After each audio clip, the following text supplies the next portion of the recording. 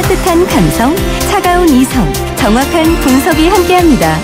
뜨거움과 따뜻함이 함께하는 시간, 신율의 출발 새아침. 신율의 출발 새아침 3부 순서 시작합니다. 오늘 3부에서는 국회 앞 도로에서 생긴 싱크홀 문제에 대해서 집중적으로 점검을 해봅니다. 자, 교통정보 듣고 3부 순서 시작합니다.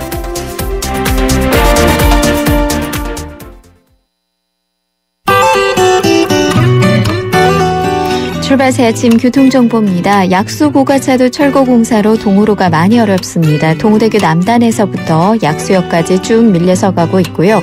반대쪽도 동대입구역에서 약수역 통과하기 어렵습니다. 만나는 독서당로가 역시 금호 레미안 아파트에서부터 금호역까지 시속 10km 미만으로 여파를 받고 있고요.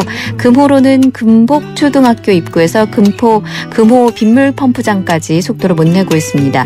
남산 1호 터널을 빠져나와서 3일대로가 서울 백병원 앞까지 밀려서 가고 있고요. 종로는 용두동 사거리에서 동묘암역 통과하는 데 속도를 줄이고 있습니다. 과천대로가 관문 사거리에서부터 속도를 못 내고 있는데요. 이어지는 동작대로 이수역까지 더딘 흐름 보이고 있고 반대쪽도 이수역에서 사당역 통과하기 어렵습니다. 지금까지 출발 새아침 교통정보 유보연이었습니다.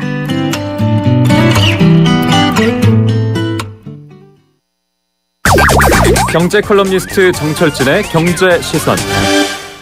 경제 뉴스 살펴보겠습니다. 오늘도 정철진 경제 컬럼니스트 연결합니다. 안녕하세요. 네, 안녕하십니까. 예. 네. 우리나라의 노령화, 이 경제 성장의 가장 큰 문제라고들 하는데, 네. 2060년이 넘으면 인구 3명 중 1명이 65세 이상이다.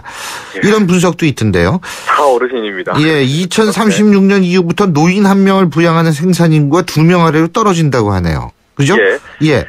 이게 오늘 나온 뉴스인데요. 예. 경제협력개발기구 OECD의 보고서입니다. 이제 한국의 경우에는 노인 1명당 이 노인 1명을 부양하는 생산 인구가 현재 올해는 5.26명인데요. 2036년이 지나면은 1.96명.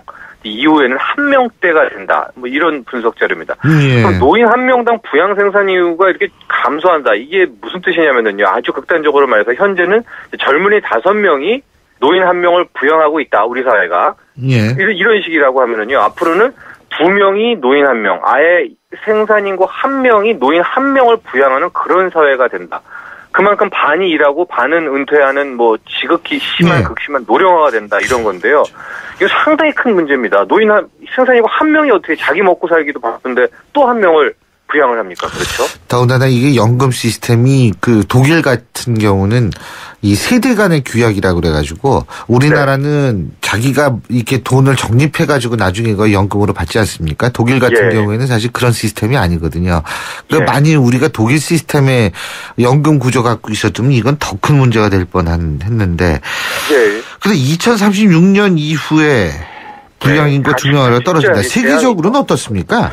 올해 한국의 수치 5.26명. 그러니까 현재 생산인구 5명이 노인 1명을 부양하는 이런 구조는 현재는 괜찮습니다. 이제 현재 평균이 이제 3.74명으로서 아직까지는 우리나라 사회가 극심한 이제 노령화라고 하지만 버티고 있는데 이 2036년 수치 1.96명이라는 수치는 최하위권입니다. OECD 34개국 중에 이 30인데요.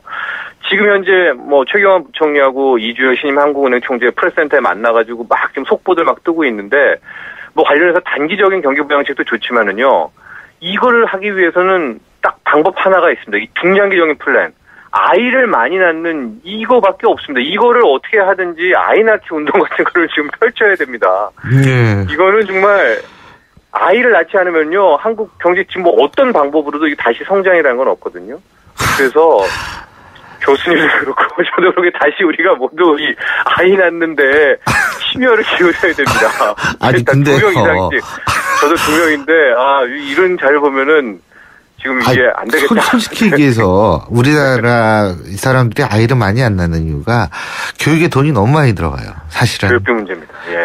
이게 그러니까 복합적으로 작용을 해서 모두 아이를 안 낳는 건데 예. 당신네도 아이를 낳으시오라고 얘기를 해가지고 이게 될 수 있는 문제가 아니라는데 문제의 심각성이 있는 거죠. 예. 근데 진짜 아이를 필수다 이런 거 지금 눈앞에 다 아침부터 이 아이를 많이 낳읍시다. 이게 좀 그러네요. 자, 그리고 말이에요. 네. 새정치민주연합 권은희 후보가 재산 축소 신고한 데 이어서 탈세 의혹까지 제기가 되고 있다고 하는데 네. 우리나라에서는 유독 이 부동산 관련해서 묘한 탈출법이 좀 있는 것 같아요. 네네. 불법도 아니고 합법도 아니고 그렇죠? 예, 그러니까 묘합니다. 이제 권은희 후보 말씀하셨지만 이게 뭐 선관위도 그렇고 이게 그러니까 불법은 이제 아닌 예. 그런 겁니다. 그러니까 이게 관행이라는 건데요. 참 이게 묘합니다. 앞서 말한 우리 교수님 말한 것처럼 묘한데 이 국세청이 2013년 국세 통계 연보를 이제 공개를 했는데 예.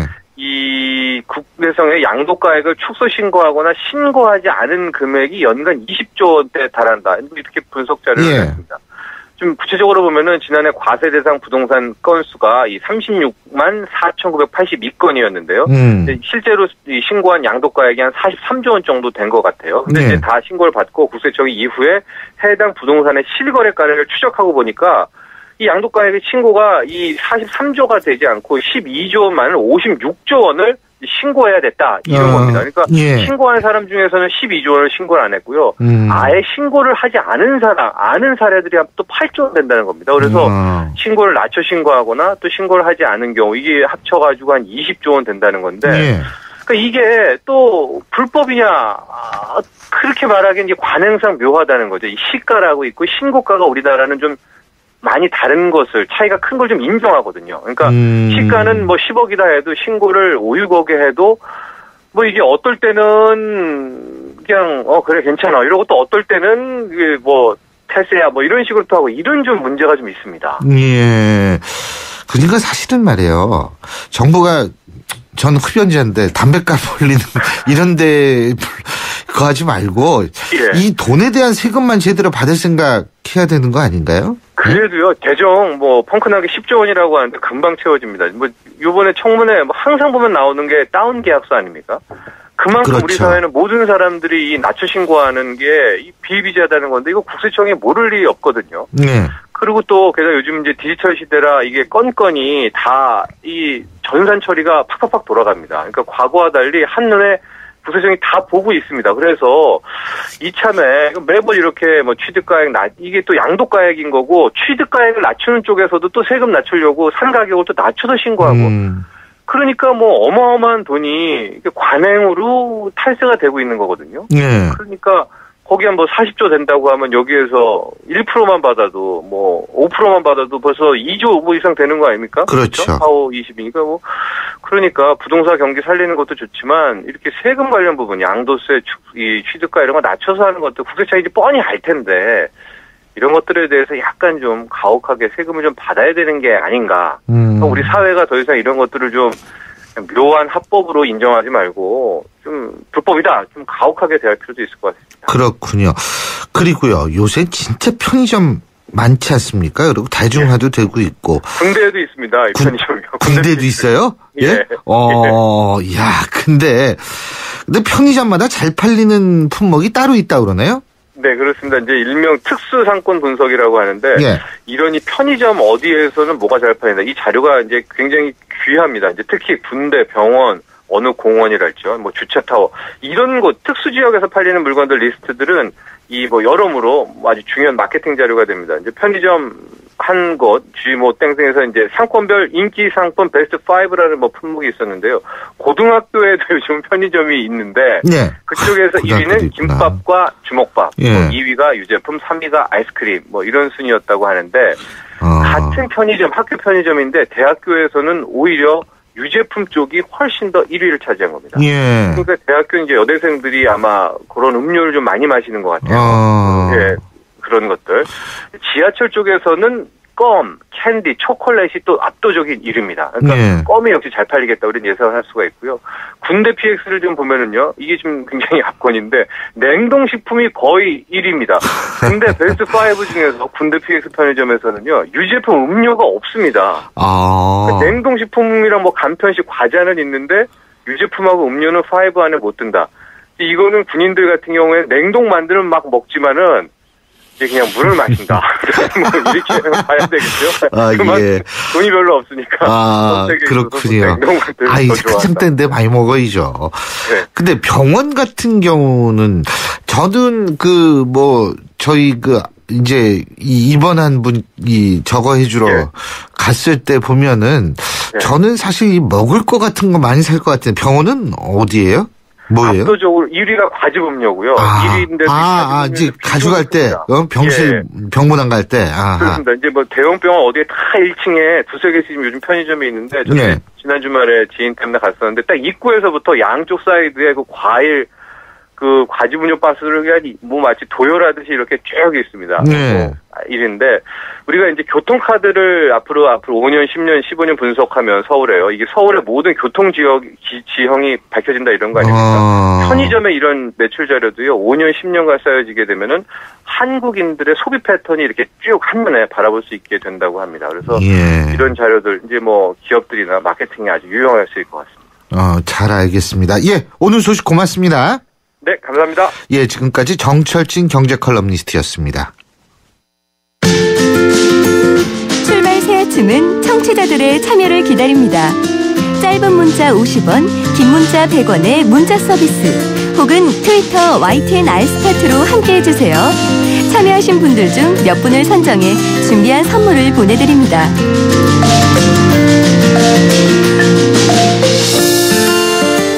도로의 땅이 느닷없이 푹 꺼져서 구멍이 생기는 거, 이거 싱크홀이라고 그러죠.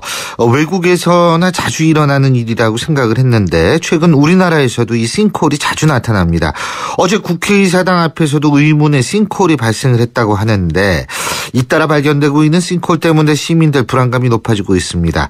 대체 이 싱크홀 도대체 왜 생기는 건지 그 원인과 대책 한번 알아보죠. 연세대학교 도시공학과 이재선 교수 전화 연결합니다. 이 교수님 안녕하세요. 예, 안녕하세요. 예. 이 싱크홀이 일단 이거 생기는 원인이 밝혀진 게 있습니까? 네, 뭐 학술적으로 연구가 되고 또 조사를 통해서 하고 있는데요. 예. 뭐 어떻게 보면 싱크홀이라고 하는 게 뭐 자연적인 현상이다라고 이야기를 하고 있습니다. 예. 일반적으로 이제 땅 속에는 이제 지하수가 있게 되는데 그런 지하수가 땅 아래에 있는 또 공간을 이제 버텨주고 있는데 그런 것들이 자연적인 현상 또는 어떤 개발의 어떤 행위 이런 것들로 인해서 지하수들이 빠져나가면서 집안이 무너지게 되고 그래서 그런 것들이 싱크홀을 일으키는 원인이다라고 보고 있습니다. 그러니까 지하수들이 빠져나가면서 땅이 그만큼 공간에서 가라앉는다 이 말씀이신 건가요? 그렇죠. 땅이 일반적으로 뭐 꺼지는 현상이다라고 볼 수 있겠죠. 물이 나간 공간으로 꺼진다 이 말씀이시죠? 그렇죠. 아무래도 지하 부분이 비어 있으니까 예. 그 부분으로 이제 푹 꺼지는 현상이 되겠죠. 그렇군요. 근데 뭐 이런 얘기가 있더라고요. 우리나라는 화강암 전화가 지금 다시 끊긴 모양입니다. 저희가 다시 전화 연결할 텐데요.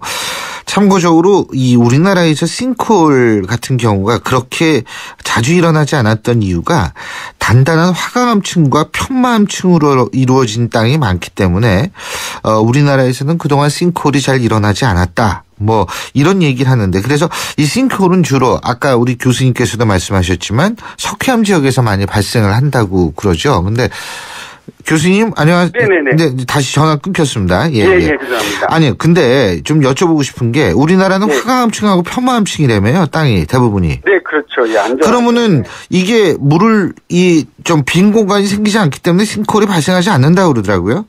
예, 그렇죠. 근데 왜 이렇게 발생합니까 우리나라는 그러면?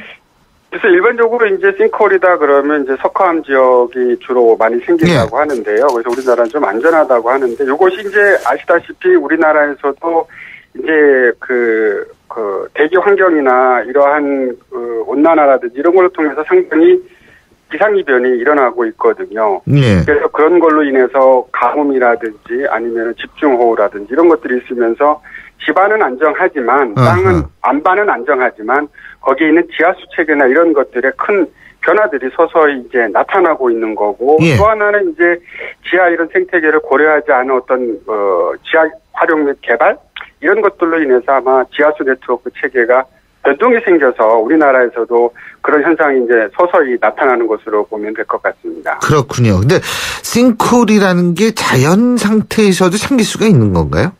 그렇죠. 싱크홀은 오히려 자연적으로 생기고 그런 것들이 또는 이제 뭐 관광 자원화 되기도 하고 있습니다. 그런데 그런 것들은 좀 이제 오랜 시간에 걸쳐서 서서히 이제 생겨나서 별 문제가 갑자기 이렇게 땅이 꺼지는 현상은 안 나타난다 이 말씀이시죠? 그렇죠. 예, 그런 것들은 이제 없는 거죠. 왜냐하면 그런 것들이 지속적으로 지하수 생태계 네트워크가 이제 형성되고 그런 변화들이 서서히 일어나기 때문에 그렇습니다.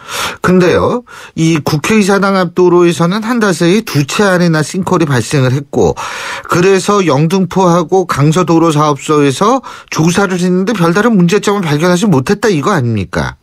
그렇죠. 그게 이건 어떻게 된 일이에요?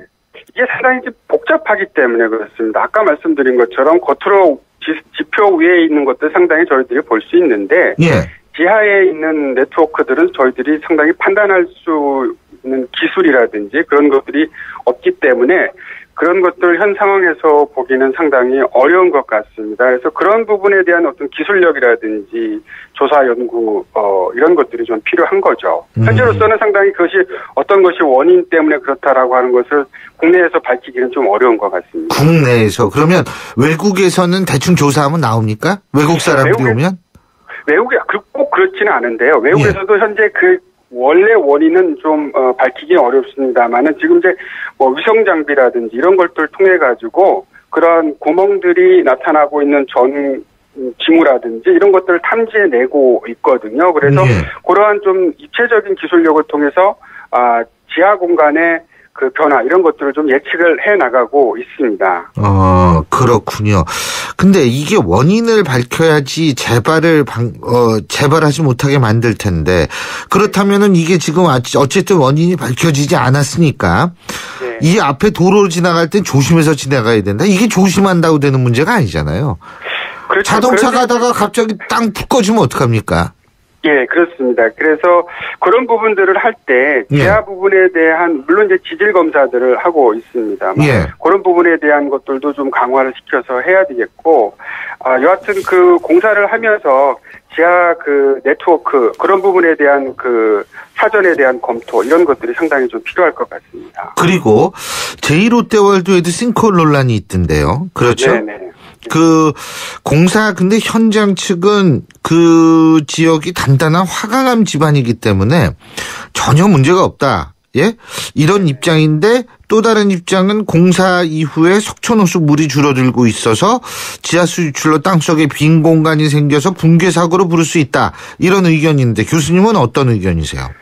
그래서 이제 제2롯데월드 지하는 사실은 이제 안반에다가 그 기초를 하기 때문에 건물 자체는 안전할 수가 있는데요. 그 안반 위에 있는 이제 지하수 이런 부분들이 이제 공사를 하면서 균열이 생기고 이제 지하수 유출량이 이제 예전과는 이제 변화가 일어나는 거죠. 예. 그래서 이제 지하수가 갑자기 이제 공사장 쪽으로 쏠리고 주변 지역에 이제 새로운 지하수 물길이 만들어지면서 그 흙도 함께 내려가고 그러면서 이제 집안이 침하되는 것으로 볼 수 있는데 그러다 보니까 이제 석촌호수 수위가 기존에 있었던 지하수 흐름에서 바뀌어지니까 그런 지하수가 이제 빠져나가기 시작한 거고 빠져나가면서 이제 집안 빠져나간 곳에서 빈 공간이 생기면서 그런 작은 규모의 싱크홀들이 생기게 된 것이다라고 볼 수 있겠죠. 예. 아니 그러니까 그렇다면은 건물 다른 쪽들 있지 않습니까? 네. 다른 건물들 그 주위에 있는 다른 건물들이 그럼 위험하다는 말씀이십니까? 어떤 말씀이세요? 근데 이게 어느 한 부분에 생겼다고 해서 전체가 다 위험하다라고 볼 수 있다라고 하는 그 근거는 없습니다. 왜냐하면 이런 싱크홀들이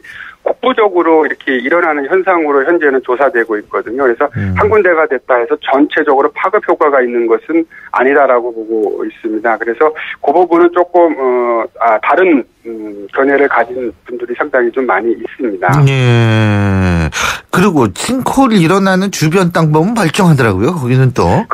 네, 그렇죠. 근데 바로 아까 말씀드린 것처럼 이제 싱크홀은 고기가 특별히 약해서 거기가 이제 독립적으로 일어난 현상이다라고 보고 있습니다. 그래서 그런 것들이 일어났을 때 싱크홀 주변 그 안을 다시 메꿔서 안정화시키는, 그래서 다시 사용하는 그런 것들을 이제 서구에서는 하고 있는데, 그런 걸로 견주해 봤었을 때 그것이 그 부분에 해당하는 어떤 특별한 현상이다라고 이제 그들은 이제 생각을 하고 있는 것 같습니다. 그렇군요. 그 부분만. 근데 네네. 모든 게 전조현상이라는 게 있잖아요. 싱크홀은 전조현상 없습니까? 이 싱크홀이 이제 가장 위험한 게 그런 것들이 별로 없기 때문에 그렇거든요. 그래서 미국 같은 경우에도 뭐 싱크홀이 일어나기 전에 한 달 전후 뭐 지표면에 이상 징후가 있다라고 지적을 하고 있는데, 그런 것들을 끊임없이 이제 모니터링을 하는 경우에 그런 것들이 이제 잡히게 되는데, 그렇지 않은 경우에는 저희들이 이제 인지할 수가 없는 거죠. 그래서 그런 부분에서 현재 저희들이 그런 것들을 인지할 수 있는 그러한 것들을, 그러니까 지질들을 모니터링해서 사전에 그런 것들을 알 수 있는 그런 노력들이 필요한 것 같습니다. 그렇군요. 아유, 어쨌든 이거 길 가다가 갑자기 땅이 푹 꺼지면 거 얼마나 놀랍니까? 그렇죠.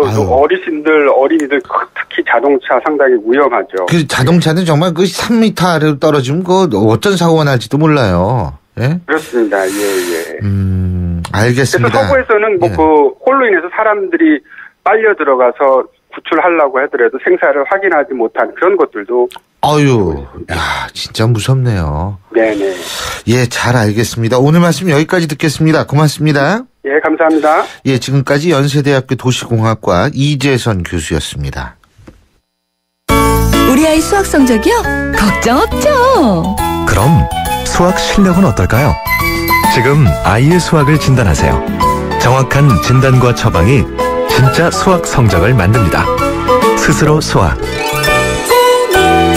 8월까지 2과목 이상 신청하시면 스스로 펜을 드립니다. 신율의 출발새 아침 3부 순서는 여기까지고요. 잠시 뒤 4부에서 뵙겠습니다. 인천 지역 맞춤형 일자리 창출 지원 사업. 인천 지역에 맞는 맞춤형 교육을 통해 준비된 인재가 지역의 관련 기업으로 취업하는 사업입니다. 취업 희망자는 채용 희망 기업이 원하는 기술이나 지식을 배울 수 있어서 좋고, 채용 희망 기업은 기업이 원하는 능력을 갖춘 취업 희망자를 뽑을 수 있어서 좋은 인천 지역 맞춤 일자리 창출 지원 사업. 자세한 사항은 인터넷 홈페이지 injob.or.kr에서 확인하실 수 있습니다. 이 캠페인은 고용노동부, 인천광역시, 사단법인 인천벤처기업협회와 함께합니다. 대한민국 사장님들, 이보영이에요. 사업하면서 힘든 일 참 많으시죠? 이젠 노란우산 공제 꼭 챙기세요. 갑작스레 소나기가 와도 우산 하나 챙겨놓으면 걱정 없잖아요. 소득 공제는 물론 복리이자에 목돈 마련, 저축도 되고 법으로도 보호되니까 노란우산 공제 하나면 마음이 든든. 50인 미만 소기업, 10인 미만 소상공인 사장님이라면 누구나 가입하실 수 있대요. 창업할 때 가장 먼저, 사업할 때 가장 가까이. 참 든든한 동행, 노란우산 공제. 이 캠페인은 중소기업 중앙회와 함께합니다.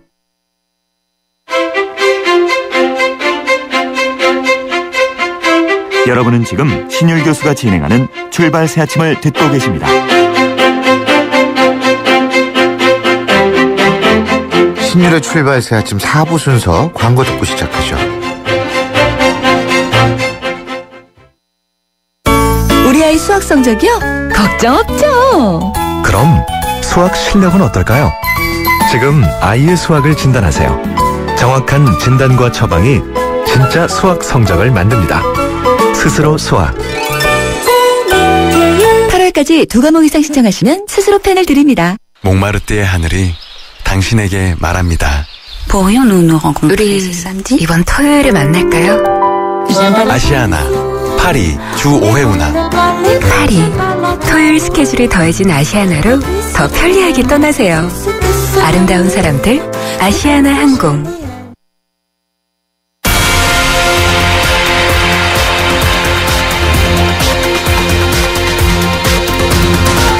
황태순, 박상병의 정치 한판. 예, 정치 한판 순서입니다. 오늘도 황태순, 박상병 두 분 정치평론가 나와 계십니다. 어서 오십시오. 안녕하세요. 네, 안녕하십니까. 예. 자, 지난주에도 우리가 권은희 후보에 대해서 얘기를 했는데 지금 권은희 후보가 재산을 뭐 축소 신고했다. 지금 이 논란이 나오고 있는데 물론 새정치민주연합 측에서는 법적인 문제는 없다. 지금 이렇게 나오는데 이 부분 얘기해 보죠. 네, 지금 권은희 후보가 재산을 신고한 액수가 5억 8천만 원을 신고를 했어요. 예. 5억 8천만 원.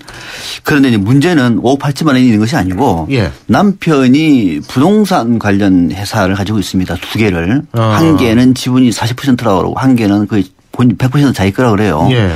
근데 여기서 이제 주식이 있습니다. 비상장 주식을 가지고 있는 거예요. 근데 비상장 주식이 있는데 비상장 주식의 액면가로 신고를 한 것이 1억 4천만 원을 신고를 했습니다. 1억 4천만 원. 실제 재산은 한 30억 정도 된다 그래요. 실제는. 어유, 그 회사가 잘 되는 회사 모양이네요. 그러니까 뭐냐면 이 회사가 갖고 있는 그 다른 업체가 뭐 커피숍도 있고 보니까 오피스텔도 있고 또 뭐 이런 게 많나 봐요. 무슨 뭐 등등등의 네. 상가 같은 게 많나 봐요. 다 합하면 한 30억 되는데 이걸 다 신고하지 않고 결국은 이 주식에 등기되어 있는 그러니까 5천 액면가 5천 원이지 않습니까? 그것만 신고를 해서 1억 4천만 원이다. 그런데 새정치연합에서는 이것은 선관위의 절차에 따라서 법대로 한 것이다. 문제가 안 된다. 축소한 것은 맞지만은 이거는 절차를 따른 것이다라고 얘기를 하면서 새누리당은 오히려 많은 재산을 숨긴 것이다. 은폐한 것이다. 축소 신고한 것이다. 지금 이렇게 논란을 벌이고 있는 거죠. 예. 근데 이게 참 보면 맹점에 저희도 이제 참고로 말이죠. 우리 공직자 재산 신고요. 몇 년도부터 했는지 혹시 두 분 모르시죠, 잘? 갑자기 그렇게 얘기가 모른다 그래야지. 그럼 안다 그래요? 네. 아니 이게 그렇죠. 사실은 1983년이에요. 전두환. 그렇게 오래됐어요. 전두환 대통령 때, 전두환 대통령 때 공직자 재산 신고를 했는데 이걸 공개로 입장을 바꾼 것이 1993년입니다. 그렇죠. 재산 신고 범위 대상이 계속 넓어졌죠. 넓어졌죠. 그런데 그때도 저도 국회에 있으면서 재산 신고를 참 무척 많이 했습니다만 그때 저도 재산 신고 제가 이제 보조하던 거죠. 제 것도 했습니다만 항상 헛웃음을 지으면서 했어요. 왜냐하면 그게 공시지가 표준지가로 하게 돼 있어요. 요즘은 그래도 많이 그 공시지가나 표준지가가 현실에 많이 근접해 있습니다만 예전엔 3분의 1 가격이었습니다.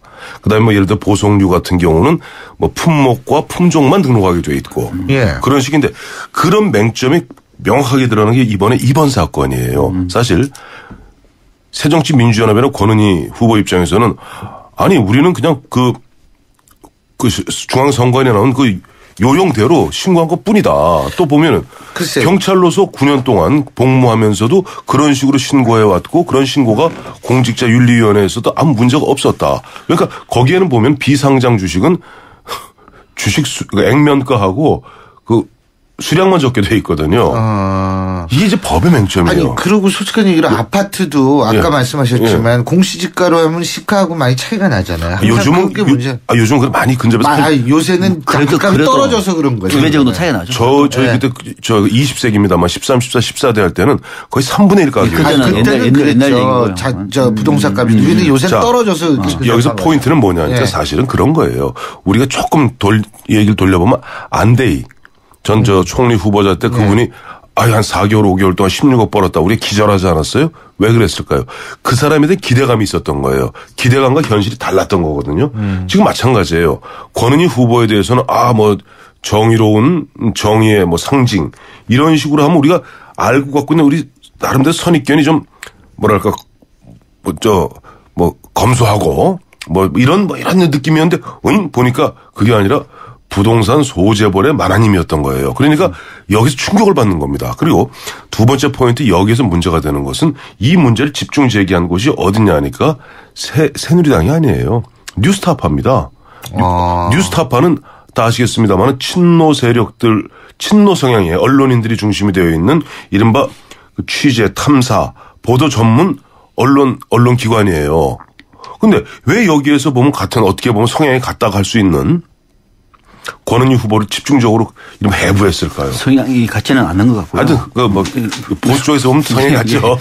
자, 이것이 사실 포인트고 앞서도 말씀드린 대로 법적으로는 문제가 없는데 그러나 이것이 이 부분에 대해서 앞으로 계속 말씀드리겠습니다만 이 여파는 보통 문제가 아니에요. 근데 이게 지금 우리가 어떻게 접근할 것인가의 문제는 저는 권은희 후보가 갖고 있는 재산이 얼마나 되는지는 이번 기회에 밝히는 것이 옳다고 봐요. 왜냐하면 국민들도 알 권리가 있는 거거든요. 방금 황교안 의원이 말씀하신 것처럼 그래도 야당을 지지하는 쪽에서는 권은희 후보는 양심과 정의의 상징입니다. 그럼 양심도 얘기를 해야 되는 거죠. 다만 그건 양심의 문제고 중앙선관위 신고할 때는 신고 절차에 따라야 되는 거죠. 자기만 다르게 나는 우리 아파트가 공시지가가 아니라 어제 판 액수 그대로 적을 거야 이렇게 할 수는 없는 것 아니에요. 그렇죠. 예. 그리고 또 그러니까 범법은 아니지. 그런 게 아닌 거예요. 그러니까 범법은 당연히 다른 사람들 전부 다 그걸 액면가를 적혔는데 나는 액면가가 아니라 이거 실제 파괴되는 거 그렇게 할 수는 없는 거니까. 그렇죠. 이 공시는 나쁘다. 여당에서 공시하는 건 나쁘지만은 권은희 후보는 선관위에서도 옳다고 얘기했기 때문에 이건 논란이 안 될 것 같고 그래서 이번 기회에 혹시나 또 이왕 밝혀진 거니까 그걸 밝히되 누락시킨 것도 있는지 봐야 돼요. 이 누락시킨 거는 다른 거거든요. 있는 걸 살짝 숨겨버리는 거예요. 그런 거는 중앙선관위에서 좀 조사를 해달라고 얘기를 했으니 그 대목과 동시에 그런 이유가 밝히는 것이 오히려 더 당당한 모습입니다. 여기서 또 두 가지 말씀드리면 박 박사님 말씀대로 만약에 누락이 됐다면 이거는 처벌받습니다. 처벌이죠. 이건 형사처벌 대상입니다. 형사처벌 대상입니다. 그러니까 누락이 있는지 없는지 다시 한번 꼼꼼히 살펴봐야 될 것이고 이번 같은 경우 문제는 또 뭐냐니까 앞서 말씀하신 대로 30억 정도 되는 그러니까 상가가 한 14개 되더군요. 그게 한 30억 가량 되는데 14개 되는 그 상가를 갖다가 법인 형태로 갖고 있는 거 아니에요 지금. 상가가 아니라 오피스텔이 많아요. 오피스텔 안에 그 상가죠. 그 상가가 큰 빌딩이 아니라 그 안에 한 상가 한 상가입니다. 그러니까 14건에 30억밖에 안 되죠. 30억밖에 하니까 좀 그렇습니다만은 좀 미안합니다. 괜찮습니다. 근데 어쨌든 황 의원께서도 좀 부가 많으신 모양이죠. 모르겠어요. 근데 문제는 뭐냐니까 이 두 개의 법인이 하나는 앞서 말씀하신 대로 지분 40% 또 한 법인에는 100% 지분을 갖고 있고 그 법인의 감사는 바로 권은희 그 후보자의 여동생이 지금 감사로 돼 있죠. 문제는 이 법인이 유령 법인으로 지금 의심을 받고 있다는 거예요. 즉 법인이라는 것은 법인 실체가 있어야 될 거 아니에요. 어디 가면 차다마다 코딱지만한 사무실에 있어야 될 거 아니에요. 뭐 한쪽은 가니까 뭐 텅하니 주차장이고 또 한 군데는 보니까 어느 무슨 뭐 가정집 비슷한데 뭐 애매한 그런 곳에 법인 주소 등록해놓고 특히 40% 지분 갖고 있는 그곳에도 보면 친구들 한 3명하고 합작을 했는데 그렇다면은 거기다 보면은 지난 뭐 7년 동안 세금 소득세는 월 2천 3천씩 벌면서 소득세는 호붓 230만 원 냈다는 거 아니에요? 그건 뭐냐니까 결국 탈법과 편법, 법의 맹점을 이용해서 특히 그 남편 남씨 같은 경우는 8살 많죠. 권은희 후보보다. 특별한 직업도 없이 원래 사무장 하던 사람 아니에요? 같이 고시 공부하다가. 자, 그럼 뭔가 이게 의심스러운 거예요. 왜냐니까 갑자기 변호사 하다가 1년 만에 경찰 공무원으로 9년 전에 갔는데 남편은 특별한 직업도 없이 부인의 어떤 변호사 사무실 사무장 하던 사람이 갑자기 무슨 수로 이 재산이 갑자기 이렇게 늘어났고 그것도 뭐 유령회사 형태로 갖고 있는지 이러한 부분은 사실 이게 만약에 공직자 인사청문회 같았으면요.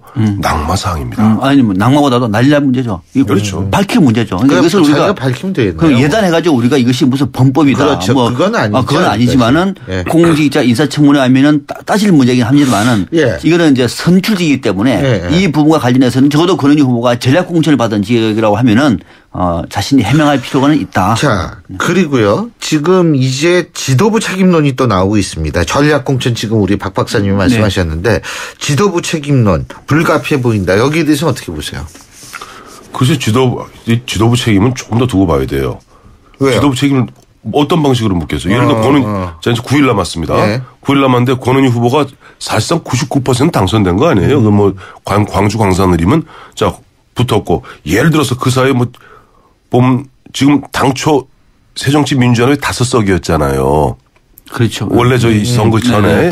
아니, 새정치민주연합 5석인데 그 6석인데 한 석은 야권연대에서 김선동 전 의원이 가져가기 때문에. 그 6 중에서 5이란 말이에요. 이게 김선동까지 그렇죠. 6이었단 말이에요. 그러니까 5석인데 예를 들어서 한 7석 얻었다 치죠 뭐.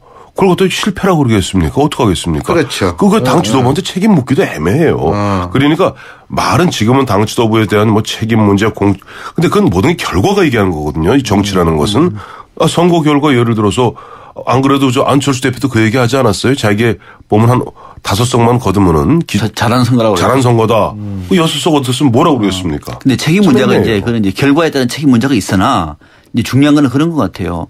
지금 새정치민주연합에서 만약에 뭐 6석, 7석 정도 됐는데도 불구하고 우리는 선진화다 이렇게 말할 수는 없는 상황이거든요. 호남만 4개입니다. 호남만.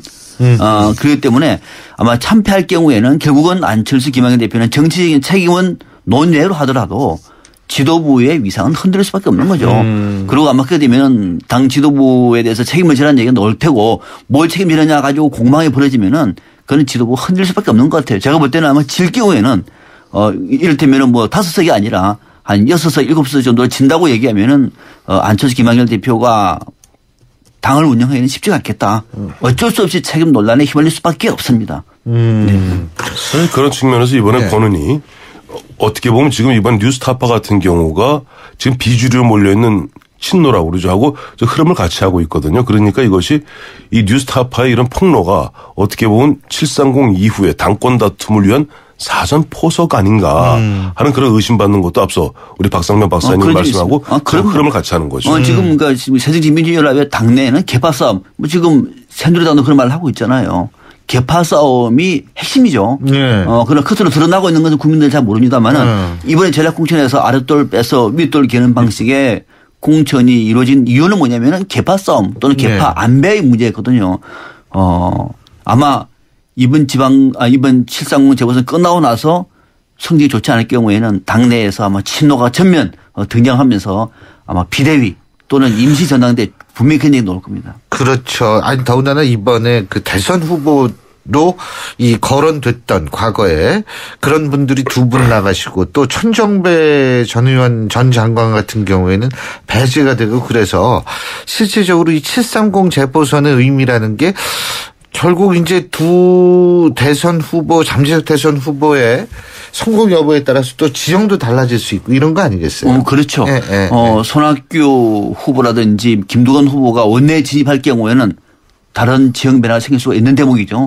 떨어지면 떨어지는 대로 여기다가 이제 문재인 의원의 친노가 앞에 논다든지 또는 안철수 김학의 대표 흔들린다든지 할 경우에는 대선 주자들과 관련해서도 상당한 변화는 불가피해 보입니다. 그렇습니다. 자, 속보가 나왔는데요. 검찰이 오늘 아침에 유병헌 구속영장을 재청구했다는 소식 전해드립니다. 이거 빨리 잡아야 되는데 말이에요. 내일까지거든요. 그렇죠.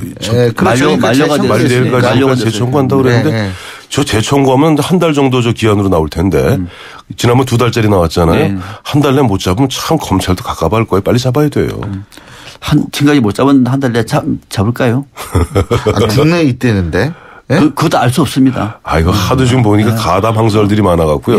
또 어제는 보니까 유병헌 쪽에서 계속 교면 심리전 펼치는 게 컨테이너 타고 지금 이동한다는 거 아니에요? 그러니까 지금 근거 없는 얘기들이 막 나오다 보니까 유병헌이 어디 있는지가 제가 볼 때는 그런 말을 하는 걸 들어보면 국내가 아닐 가능성이 상당히 높아 보여요. 일부 자꾸 국내에 있다는 말을 흘리고 있는 것 같아요. 아무튼 오늘 주제는 다시 돌아가서 참 컨테이너 얘기하다 갑자기. 그리고요, 세월호 문제예요. 세월호 특별법 지금 7월 임시국회로 넘겨졌는데 쟁점위원은 수사권과 기소권을 조사위원회 주느냐 이 부분 아니겠어요? 기소권까지 주장하는 것은 이제 유족들 입장이고 야당 같은 경우 수사권까지만 얘기하는 거예요. 야당은 수사권까지 얘기하고 있고 여당은 수사권을 갖다 주는 건 그렇다. 왜냐하면 특임검사나 특별검사 등 또 현재 검찰하고 경찰이 검찰이 열심히 하고 있지 않느냐. 그러니까 지금 그것을 갖다가 어떻게 보면 민간인이 참여하는 조사위원회 수사권까지 주는 것은 너무 무리한 요구 아니냐 하는 이야기인데 그 부분에 있어서는 여야가 조금씩 한 발좀 물러나야 될 것 같아요. 야당도 지금 보면은 검찰도 열심히 하고 있고 그리고 지금 보면은 그때 누굴 갖다 여기에 무슨 뒤에 배경이 있어서 조사 안 하는 게 아니잖아요. 수사 안 하는 게 아니잖아요. 대부분 유병헌 빼놓고 대부분 해당자 구속됐고 보면은 해경이다 대한성급 한국성급이다 줄줄이 구속되고 그다음에 실체를 파고 들어가고 있는데 그 부분에 있어서는 야당도 좀 보면 수사권까지 너무 요구하는 것은 무리가 아닌가 싶고 말이 정확하다면은 보면 특임검사라든가 또 특별검사라든가 또 보면 조사위원회에서 눈을 번히 뜨고 바라보고 있는데 여기에서 누가 그렇다고 지금 보면 핵심은 그거 아니에요? 솔직히 우리 터놓고 얘기하면 야당에서는 김기춘 끌어내겠다는 거 아닙니까? 그거거든요. 그거 갖다 그 속내를 갖다 이렇게 저렇게 포장한 상태에서 사실 유족들 입장에서 그저 슬픔에 잠겨 있고 또 유족들을 갖다 돕는다고 나선 보면 조금 법률 전문가들이 있어요. 그분들도 보면 조금 보면 그거 좀 무리한 요구하는데 이런 부분에서는 빨리 이걸 세월법 특별법을 세월호 특별법을 통과시키는 게 중요한 겁니다. 제가 봤을 때는 여당도 그렇다고 좀 마음 못 튼 건 사실입니다만은 야당이 좀 주장이 무리한 것 같아요. 저는 저 주장에는 반대를 합니다. 아마 황대순 의원도 잘 아실 겁니다. 진상조사위. 진상이 무슨 진상을 얘기하는 거죠? 정부의 실패를 조사하는 겁니다. 정부의 실패. 이거요. 수사권 같은 이런 강제권 없으면 조사 안 됩니다. 해보셨잖아요. 황 의원도 해보셨잖아요. 이거. 안 됩니다. 자료부터 안 옵니다. 자료부터가. 동행명령 다 외국에 다 나와버립니다. 뭐를 조사합니까? 그러니까 그나마 진상조사를 제대로 하려고 하는 것이 물론 검찰과 경제도 하고 있으나 진상조사 특위를 만들어서 이 진상조사위가 하자고 얘기하면은 이 부분만큼은 세월호 피해자 유가족들이 동참을 하고 있으니 여기에 힘을 실어준다고 얘기하면은 맞는 얘기죠. 제대로 한번 해보라는 얘기입니다. 법이 인정하는 한에서 법을 안 되는 것도 아니라고 얘기하면 그러면 여기다 한번 해보라는 것이지 여기서 수사권 주면 안 된다. 무슨 상권 분립이 어떻다. 형사법칙이 어떻다. 이게 말한 것은 아주 상당히 궁색한 변명이고 쉽게 말하면은 정부의 핵심부에 대한 어떤 실패에 대해서 진상조사위가 이 강하게 조사하는 거 별로 기분이 안 좋다. 뭐 이렇게 반대하는 거죠. 그리고 짧게 1945년 우리가 일제로부터 해방된 이후에 위원회가 수사권을까지 다 한 번 있습니다. 알겠습니다. 뭔지 아시죠? 반민특위. 그거는 1948년 대한민국 정부가 수립되기. 아니 그렇게 말하면은 세월호 참사 이런 식으로 해가지고 사망된 것도 처음이에요. 베스트 워스트를 해야 되는데 시간이 없어요. 자, 짧게 베스트 워스트 골라주시죠. 베스트. 동시에 해도 될 것 같은데. 뭐요? 베스트요. 강원 소방서 정성철 소방경 및 5분. 베스트 저는 남인순, 유은혜, 은수미, 사진집에 여성 3명. 우리가 대신 단식을 할 테니 유가족들 제발 단식 그만하십시오. 저희들이 나서겠습니다. 오늘부터 단식한답니다. 적어도 이거는 양심으로 세월호 가족들과 함께하는 모습 보기 좋습니다. 24시간 단식이죠. 그렇게 알고 있습니다. 워스트요. 워스트. 광주시 선거관리위원회. 보니까 새누리당에서 보면 자기네 그 트위터에다가 위증대가 보훈공천 권은희. 그 얘기했더니 선관위에서 어쩌고저쩌고 해서 광주시 선관위에서 내려라. 새누리에서 얼떨결에 내리고 가만히 확인해보니까 아니거든요. 다시 올리면서 다시 한번 조사해달라고 중앙선관위에 문제를 제기했는데 광주시 선관위원회 워스트를 꼽았습니다. 저는 지난주에 베스트를 박근혜 대통령을 꼽았거든요. 베스트를. 그래서 그때 원내 수석 대표단하고 원내 대표단하고 해당하고 보기 좋았다. 근데 또 이제 그 해임 문제, 지명이 처리하는 문제가 2명 다 할 것 같다. 잘하면은 그래서 베스트다. 근데 한 명이라도 빠지면 워스트 한다거든요. 겨우 이번 주에 빠진 겁니다. 한 명. 알겠습니다. 워스트 될 것 같습니다. 오늘 말씀 여기까지 듣죠. 두 분 감사합니다. 고맙습니다. 고맙습니다. 네, 감사합니다. 미세먼지 많은 날엔 깨끗하게 쿠쿠 청정. 비 오는 날엔 산뜻하게 쿠쿠 제습. 공기청정기와 제습기가 만나 1년 내내 쿠쿠 하이브리드 365. 노력했죠. 그냥 되는 건 없으니까. 화이라킨으로 몸도 마음도 지치지 않아요. 그녀에게 갱년기는 전성기. 화이라킨으로 진짜 전성기를. 갱년기를 전성기로. 정관장 화이라퀸. 본 제품은 건강기능식품입니다. 신율의 출발 새 아침 저희가 준비한 순서 오늘 여기까지입니다. 저는 내일 아침 7시 10분에 다시 오겠습니다. 지금까지 신율이었습니다. 고맙습니다.